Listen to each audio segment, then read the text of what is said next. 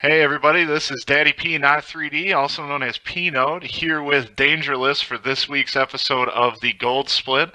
Dangerless is one of our own of the Lzuruha speedrunning team. How you doing tonight, bud? I'm doing pretty good. Well, we appreciate you taking some time out of the schedule. I know you're very busy to take a couple minutes with us, answer a few questions. Oh yeah, not at all. And so we'll get right into it. Give us a little bit of background on yourself. Where are you from? How old are you? How'd you get started with gaming? All that good stuff.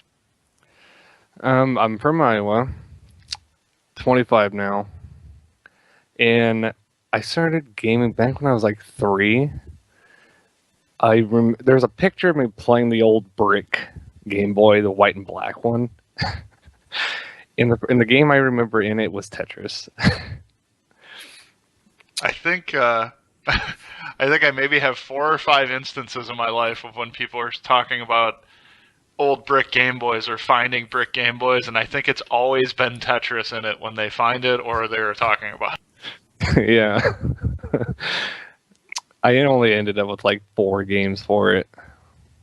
I know Tetris is one, Mario's The Six Golden Coins was another, and the old Mega Man, Willy's Revenge, I think. Oh, those are so hard. I don't think I ever beat it. I know I beat like one stage. So you've been gaming for a long time, like most of us for most of your life. How did you discover speedrunning? Well, back in 2012, it was somewhere during 2012. I was doing some casual runs of Mario 64. You know, occasionally people would make like some jokes like, "Hey, why don't you do this trick or something?" Well, one guy posted a link to some runner. I don't remember who he was. When I checked him out, I was just like, "Oh wow, dude, this is awesome!" So I tried to speedrun Mario 64 for a little bit, and I just couldn't do it. So I just kind of branched off to other games I was at least good at, and that was Mario 3, Mario World, Luigi's Mansion, and then Wario World came up right after that. How long ago was this? Like how long ago when I started speedrunning? Yeah, like when you started speedrunning. I get a lot of people that started, when speedrunning started to get to be a little bit of a bigger thing, where there was a lot more of it on YouTube and eventually Twitch. It would be technically back in 2010 when I kind of tried to do so with Mario World, but I didn't really get into it until like toward the very end of 2012. No. Fall. It was fall of August. And like you said, is that when the Wario World run started? Yep, it came about mid-August. I never watched a run of Wario World. There really wasn't much on it from I looked around. One person had called Strangeness, did some like 100% stuff, but it was never completed, never finished. So I kind of picked up like, okay, so what's any percent going to be like? So I did that for a while. I think my PB in that was like an hour and 15 minutes. Like it was baby stages back then. And then I kind of took a short break from it, and apparently right after I did, the Tycon showed up, and he just kind of put gravel on the road for the game. He broke it under an hour.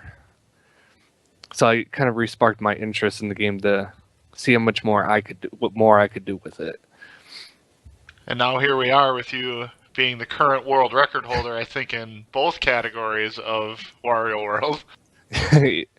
Well, with 100%, most people are afraid of that category. At the time when I tried to get the other runners to run it, they are like, no, it's too hard. So, I guess I'll just segue into that type of thing. I mean, obviously you're a streamer. Everybody can find you at twitch.tv/dangerless. Did how did streaming come into the perspective for you? Were you already pretty decently good at the game before you started streaming it? I I liked the game. Like it wasn't my favorite game, and at the time I was not very good at it. But something about it hooked me onto it. I don't know if it's because it was kind of short or if it was just really unique, but I just wanted to keep going with it. A lot of people asked me like, it was like, why don't you speedrun like Mario 64 or Zelda or something? It's just like I can't. It's got to be this game. This game is very special for some reason. Well, we had a pretty long discussion in your chat the other day about various games and reasons for playing them versus reasons for not playing them. Very informative discussion, if I say so myself. Well, I have this little thing where most people say to speedrun your favorite game. I'm like, well, I don't know because some of those games are like childhood favorites, and I don't want to break that for me. Like Wario Land 3 is my favorite game. I was just like, I don't want to speedrun that game. It's like, what if I speedrun a game I like, and then kind of don't at the same time? It's like, what would it be like? Wario World gave me what I was looking for. And Luigi's Mansion kind of was like that too before it, but yeah. That's interesting because you generally hear, well, at least the advice that's given to people that are just starting to speedrun by people that have been doing it for a while is to find a game that you like you said, maybe not your favorite game, but something that you can deal with playing, over and over and over and over and over again. Because I mean, that's what it takes to get to those types of levels. With some of the like favorite games, like someone's favorite game might be like Zelda, Ocarina of Time, or Mario 64, but those games are so optimized. It's like maybe you should just wait on that. It may not be as enjoyable because so many people are familiar with the game of how it goes in the speedrun. It's like some people might expect too much out of you, and it might kind of put too much pressure on you. So I kind of think take a step down, easier time. That's extremely good advice. I noticed that in my own speedrunning. I guess I speedrun Super Metroid, which is why I was trying to get you to speedrun Super Metroid. I guess for that relative fact there, but I've put so much time into that now that I notice when I start a new game that I may be interested in speedrunning that I feel almost bad about myself if I can't do a lot of the tricks that I've seen in the runs before. And I mean, I know in my head, obviously I've never tried to do these before. I shouldn't be able to do them, but you don't have the motivation, like you said. I mean, it's hard to jump right into something like Ocarina of Time where every 5-10 seconds of that game, like you said, is very optimized to a T where you don't even feel like you're doing it right if you're not doing that. Yeah, I mean, some of those games. I mean, I know there's like safer strats, easier, do simpler strats before you get to the more complex stuff, but you still kind of have that. It's like I could be doing this and saving this much time if I just did this, but it's so much harder. Right, agreed. So, yeah, obviously you're streaming now. You're what I would definitely call an up and coming streamer. You get a decent amount of viewers when you are streaming. Is that something that I guess I don't know how to phrase this question without it sounding strange, but I guess is streaming something that you are trying to turn into something, or is it just kind of a way to show people what you can do and maybe socialize a little bit on the way? Well, it's always been kind of in the middle for me. Like I'd like to see the potential, but at the same time, not so much. And for like Wario World, it's like, I'd like to see it become a thing that most people would really like. Is see it in the top 10 of speedruns people love, but in terms of just making it popular, and for me, it's just the middle ground. I like to just go fast. Gotcha, everything else is second. That might be a quote in the title. I just want to go fast. That works perfect for me. Well, transitioning from that, your skill in the game and your I hate to say notoriety. You know, people know who you are. They know that you speedrun the game. They know that you're the best in the world at it. That, of course, has gotten your run accepted for or SGDQ coming up here next month. Um, have you ever been to one of these before? Nope.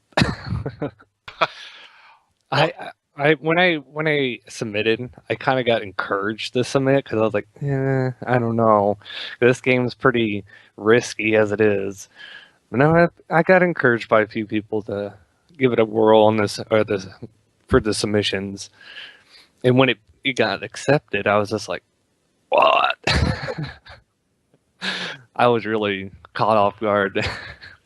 well, you got to be excited. That's the epicenter of that's a speedrunner's dream. Really, is to perform on a stage like that. I mean, there's going to be 100,000 people watching you play Wario World. That's got to be awesome. There's gonna be one catch: the super jumps. That trick is like it's just one frame all over the place. Is that the?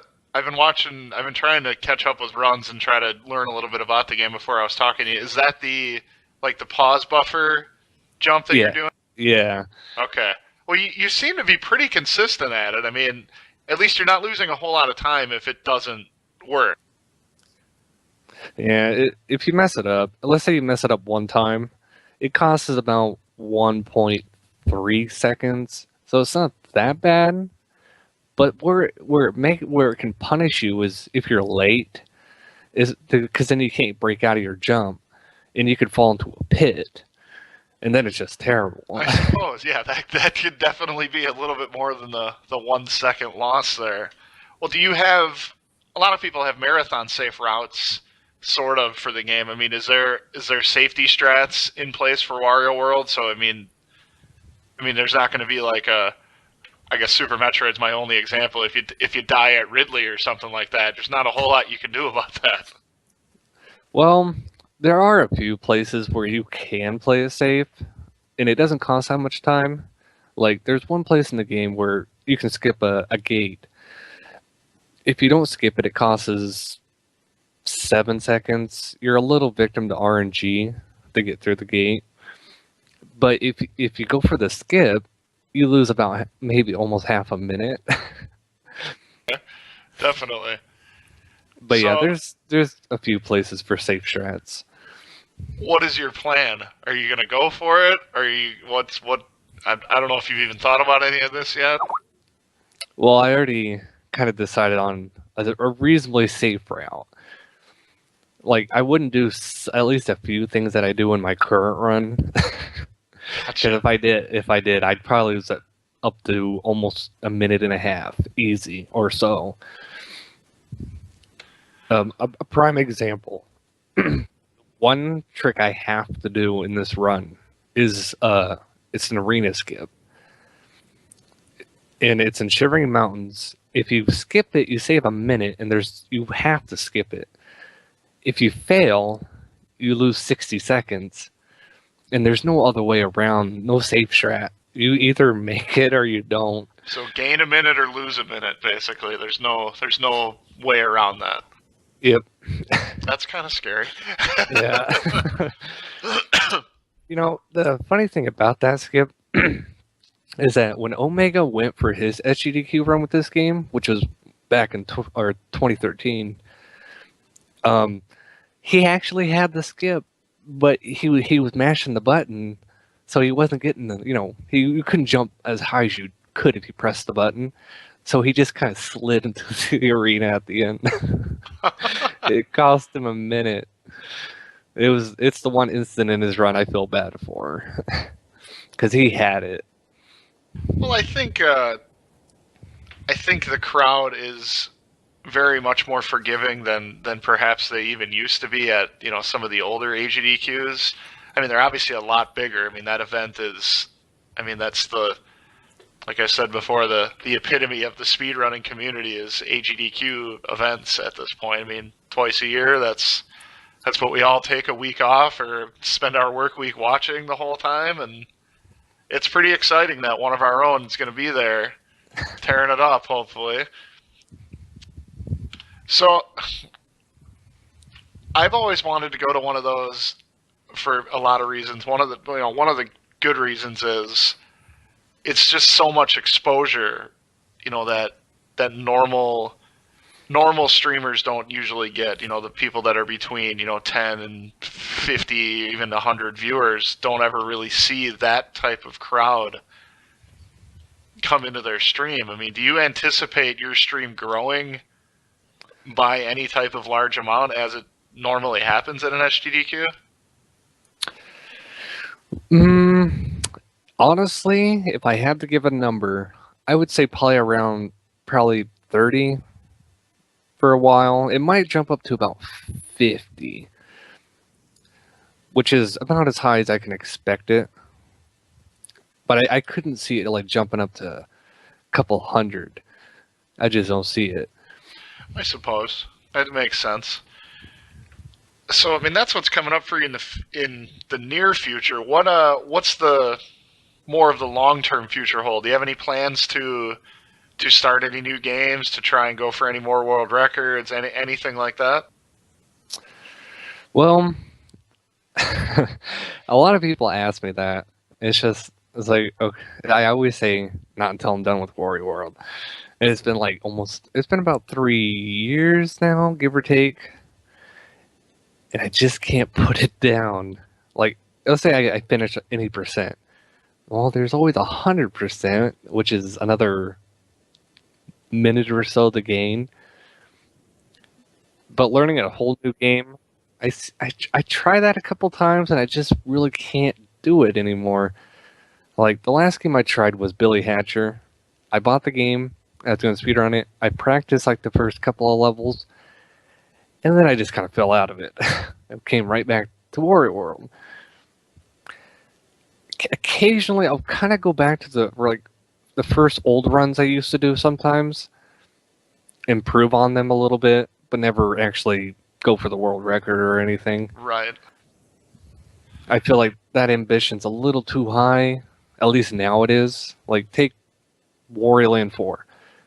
So optimized to the point where it's seconds. It's just I'd have to grind out the practice. I kind of already do that. It's so much time to do that for me. So as far as Warrior World, since that's your main game, is there a certain line that time needs to get to hang it up, or is it as long as there's time to save, it's time to do runs, basically? Well, if it hits under 45, the game's going to sink in the water. It's done. I mean, there'll be some seconds and stuff you can get, but you kind of rely on some of the RNG at that point, and maybe a little bit of execution further. But it has to be such a perfect run beyond sub 40 or sub 45. So if I got 44.50, there's 20-30 seconds you could still possibly get, but the run is so perfect by then, it's not really worth it. 100% right now is at least more forgiving because I haven't optimized it as much. So I'll probably go to that for a little while, but it's even a more difficult run. I don't know if I'll ever actually improve on 100%. Gotcha. Well, I mean, that's pretty much all the questions I had for you. Why don't you got anybody you want to shout out to, and let everybody know where to find you? Trying to think. Nice to put you on the spot like that, but first person that comes to mind, it'd have to be Velaxer. He figured out the way for the super jump back in early 2014. I said, hey, if you can figure out a way for super jump, I'll give you $5. nice. And he did. In a few days, he figured out this method. I was just like, no way he did.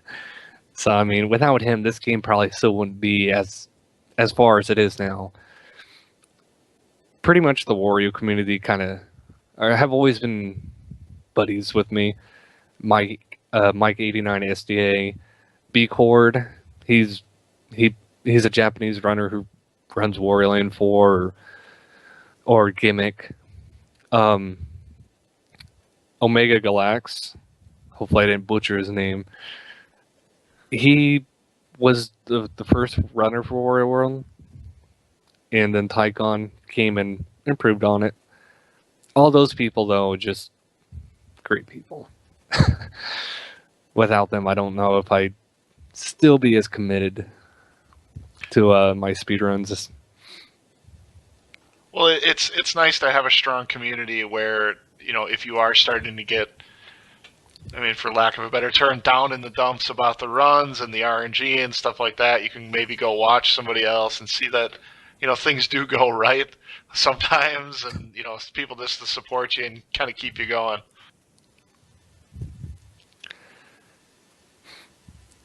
I was going to say something that slipped my mind. There's one thing that gets asked or gets that most people don't seem to or know about Warrior World that I think needs to be mentioned. People say, "How come we don't run the Japanese version because we wouldn't have like faster text?" Well, I actually bought a copy back in 2014. I was like, "Let's see what we find." Apparently, they decided to fix some things and they alternated the final boss. In our version, the final boss is 4 minutes of running in a circle. In the Japanese version, you do that for like half the time, almost half the time, but it has a second phase and you fight him head on. So it's like, what?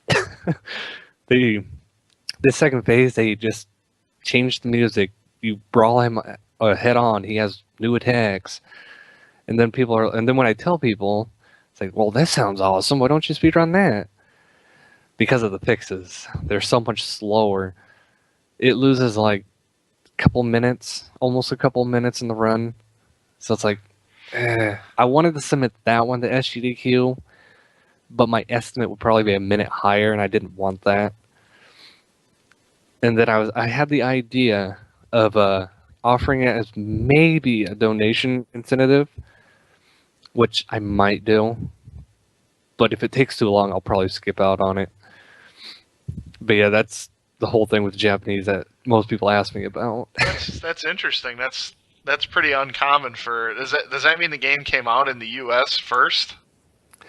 All the other releases came out within about a week or two apart from each other, except for the Japan version, which came out almost a year later. Wow, that's weird. I've never really heard that for a game like that. The only other game I can think of that's like this is Luigi's Mansion. The European version came out a year later, but it also had a lot of changes done to it. So it seemed like the GameCube had a handful of games that went through this phase for some reason. Well, that's interesting. So, we know where to find you on Twitch. I know you were just telling me you were doing some YouTube stuff. Do you want to tell everybody about your YouTube channel, your Twitter, your Reddit, whatever else all these kids have nowadays? My YouTube is FireXDX. If I finish a decent run, come up with strats, that's where I post them all the time. Sometimes you'll get some odd things. You know, I have one video where somebody requested for me to do a highlight where I did a jump scare. I turned on the camera and just went that. Nice. My Twitter is the same as my Twitch. My Twitch name, Dangerless. And in most other places, I'm called the same thing. On Reddit, SDA's messenger board, my LZH, and I think that's all. I don't have Facebook, so. Well, there you go, folks. This has been an awesome interview with Dangerless. Thank you again for taking some time out of your day to talk with us.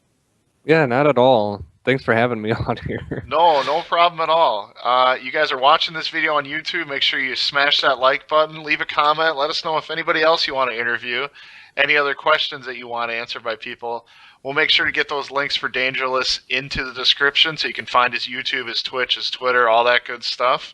And I think that's it. For me, Daddy Peanut 3D and Dangerless. We'll see you guys next time.